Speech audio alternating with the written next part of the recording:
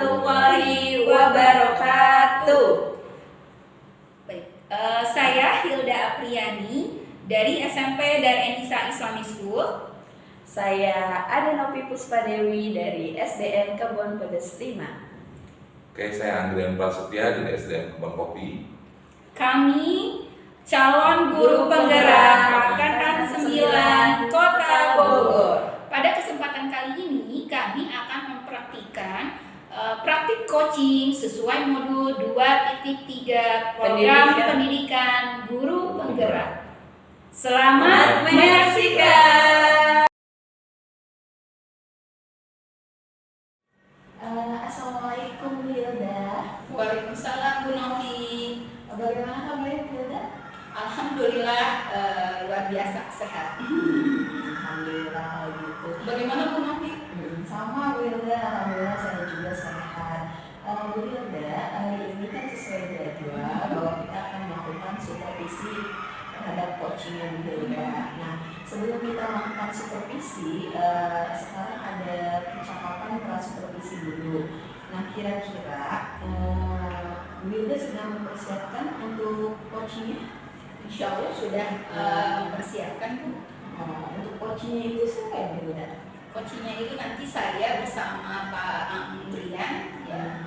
Oke. Nah, kira-kira dari coaching yang akan Bu Hilda lakukan dengan Pak Andrian, kompetensi apa yang ingin Bu Hilda kembangkan? Kompetensi seorang coach itu kan ada 3, kira-kira yang mana yang ingin Bu Hilda kembangkan?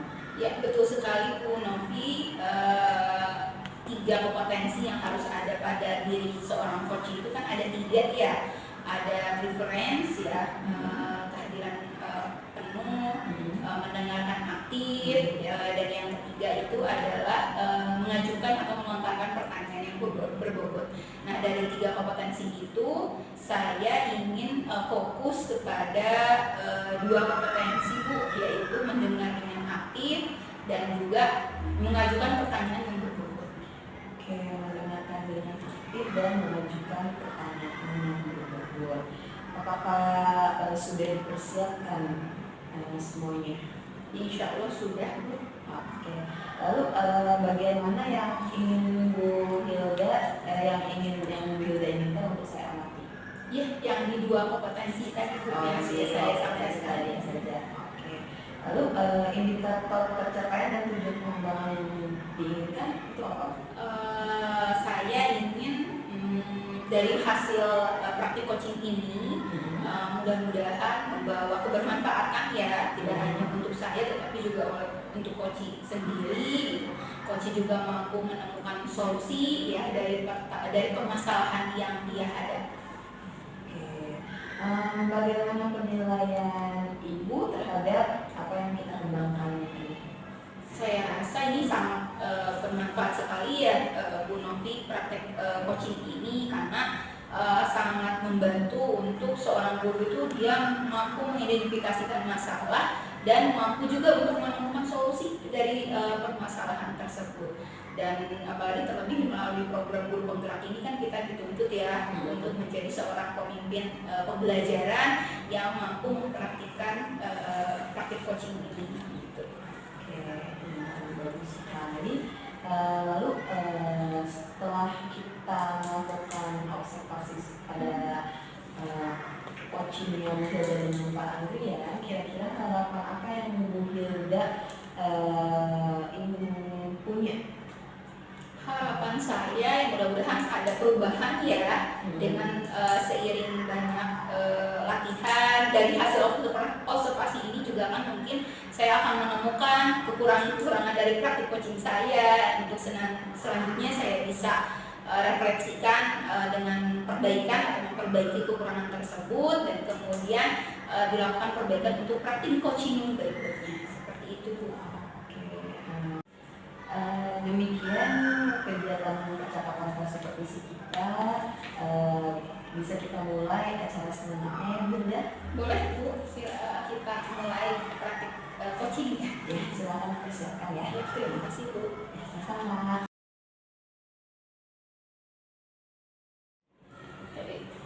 Assalamualaikum Pak Andre. Selamat siang Pak.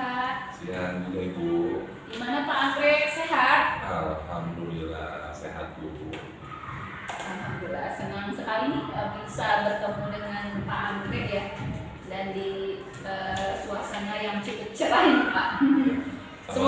Semoga Bapak tetap semangat ya Pak. Ya Bu, sama-sama Bu.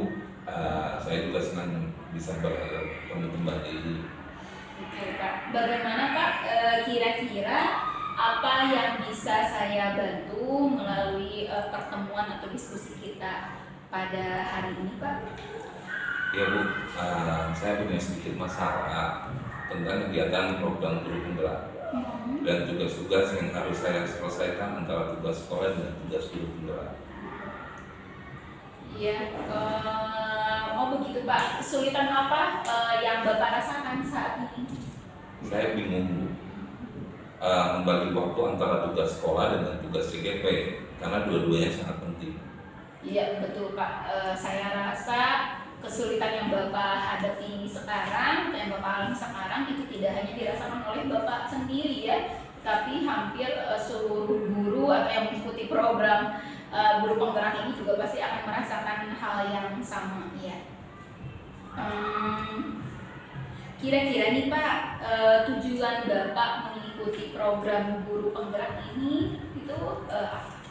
Ya, saya mengikuti pendidikan guru penggerak ini karena ingin menjadi guru yang amanah, yang tanggung jawab dan dapat meningkatkan kompetensi saya sebagai guru. Masya Allah, luar biasa sekali ya tujuan Pak Anggrek mengikuti program guru penggerak ini. Iya, terima kasih Bu. Kira-kira Pak, dari tujuan yang tadi sudah Bapak sampaikan ya atau utarakan, dan setelah Bapak menjalani program guru penggerak ini ya, Bapak kan tadi menyampaikan jika Bapak mengalami kesulitan ya dalam hal membagi waktu antara tugas sekolah dengan tugas dalam program guru penggerak. Nah, kira-kira kendala apa yang bisa Bapak identifikasikan untuk Bapak menemukan ya, maksudnya itu permasalahan inti masalah dari yang Bapak hadapi ini itu seperti apa? Saya mengalami kesulitan dalam hal manajemen waktu Bu. Terkadang saya lelah sehingga saya suka menunda pekerjaan padahal kedua-duanya sangat penting. Dari kendala yang sudah Bapak identifikasikan itu, kira-kira solusi terbaik apa yang bisa Bapak temukan untuk mengatasi permasalahan tersebut? Ya, mungkin saya akan berusaha mengatur waktu Bu antara tugas CGP dan tugas sekolah. Saya akan berkolaborasi dengan rekan sejawat untuk berbagi tugas sekolah dan saya akan mengerjakan tugas CGP lebih awal. Luar biasa sekali nih Pak Anggrek apa yang telah Pak Anggrek sampaikan. Berarti Pak Anggrek ini sudah menemukan sendiri ya solusi dari permasalahan yang Bapak alami. Kira-kira nih Pak, dari tadi yang pertama kan kalau yang bisa saya simpulkan itu Bapak akan mencoba untuk mengatur waktu ya supaya bisa membagi tugas antara tugas sekolah dan juga tugas CGP. Terus yang kedua itu juga tadi Bapak tidak menunda-nunda ya, tidak menunda-nunda pekerjaan. Dan yang terakhir itu tadi Bapak menyampaikan bahwa Bapak akan berkolaborasi ya dengan rekan sejawat ya untuk dalam hal berbagi peran atau berbagi tugas. Nah, kira-kira dari solusi yang Bapak sampaikan tadi, kapan Pak rencananya Bapak akan melakukan aksi tersebut atau perubahan tersebut ya? Secepatnya ya pastinya dimungkinkan. Saya akan mencoba mulai dari besok. Saya melaksanakan tugas-tugas saya dengan cara mengatur waktu dan menyusun skala prioritas tugas supaya tugas-tugas di sekolah dan tugas CGP tidak berbenturan ya gitu, dan semua terlaksana. Iya, betul sekali ya Pak, luar biasa yang sudah Pak Anggrek sampaikan. Baiklah Pak Anggrek, saya rasa sepertinya sudah cukup karena tadi Bapak sudah bisa mengidentifikasi permasalahan, terus Bapak juga sudah bisa menemukan solusinya, dan tadi kalau saya tangkap Bapak berencana untuk mengatasi atau melakukan perubahan itu secepatnya ya dan mulai besok. Nah, saya harapkan mudah-mudahan Bapak bisa konsisten melakukan kegiatan tersebut atau rencana aksi tersebut ya, dan saya doakan mudah-mudahan berjalan dengan lancar. Saya tunggu hasilnya ya Pak. Baik Bu, insya Allah gitu kan. Terima kasih Bu atas waktu yang sudah diberikan. senang bisa berdiskusi dengan Ibu. Ya, sama-sama Pak Andre, saya tunggu hasil laporannya ya, atau hasil mengikuti misalnya melaksanakan perubahan tersebut, dan nanti mungkin kita bicarakan kembali di pertemuan selanjutnya. Baik Bu, terima kasih Bu. Sama-sama Pak Andre, semangat Pak Andre.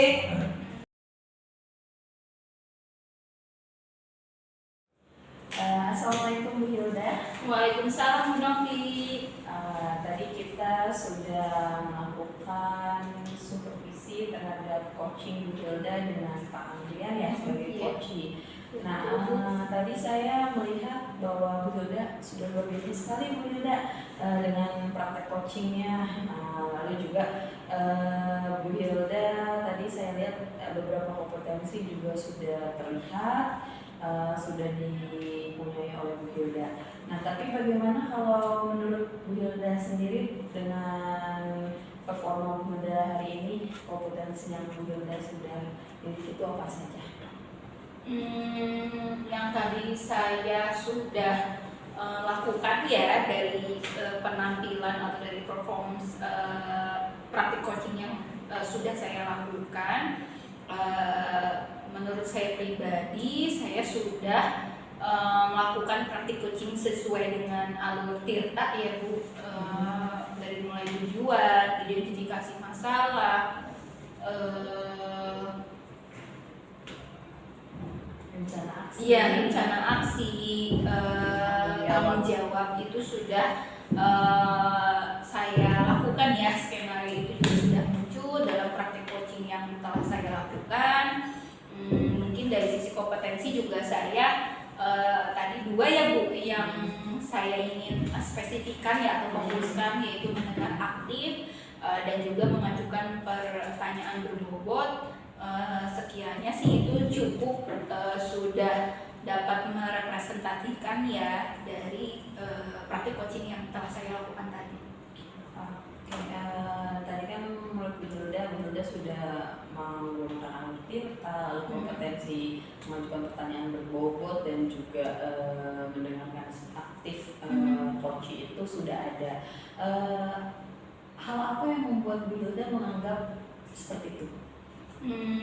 Karena tadi saya dapat melakukan praktik coaching cukup baik dengan Pak Andre. Tadi juga sudah ada komunikasi dua arah ya Bu antara saya dengan Pak Andre gitu. Terus terjalin juga komunikasi dengan baik karena saya dalam hal kompetensi mendengar aktif itu saya dapat menggali dengan memberikan beberapa pertanyaan dan fokus juga pada topik permasalahan. Itu juga sebetulnya salah satu mungkin menurut saya indikator mendengar aktif. Terus yang kedua untuk kompetensi mengajukan pertanyaan berbobot juga tadi saya mengajukan beberapa pertanyaan yang bisa menggali atau yang bisa mengidentifikasi, mungkin alurnya dari awal tadi sudah bisa mengidentifikasi masalah, kemudian dilanjutkan dengan Pak Andre juga sudah mampu menemukan solusi dari permasalahan yang Pak Andre alami, seperti itu Bu. Iya, luar biasa sekali ya Bu Hilda. Kalau tadi dari sisi Bu Hilda sudah menyampaikan refleksi yang Bu Hilda alami, bolehkah saya menyampaikan hasil dari pengamatan saya Bu? Boleh Bu, dengan senang hati. Saya mungkin saya ingin justru malah mendapatkan input dari Bu Novi karena barangkali ada hal-hal yang saya luput gitu dari apa yang sudah saya lakukan tadi.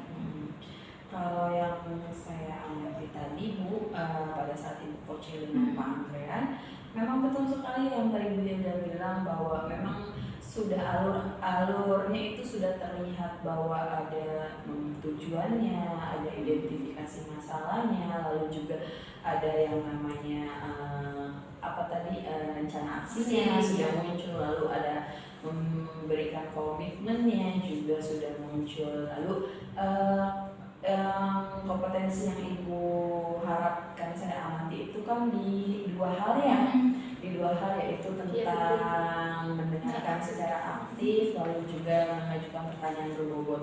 Nah, dalam mendengarkan secara aktif tadi saya menilai bahwa melihat bahwa tadi Ibu itu tidak menahan diri sepertinya, sebenarnya Ibu bisa saja menasehati Pak Anggrek tentang solusi apa sih yang harus dia lakukan ya. Tapi Ibu berusaha menahan diri agar Pak Anggrek sendirilah yang bisa menyampaikan solusinya. Jadi Ibu tidak menasehati Pak Anggrek gitu, lalu juga Ibu tidak menjudge Pak Anggrek berdasarkan permasalahannya. Itu sih yang saya lihat. Lalu juga dalam mengajukan pertanyaan yang berbobot, Ibu sudah membuat pertanyaan yang terbuka, yang artinya membuat Pak Anggrek itu berpikir tentang masalahnya, lalu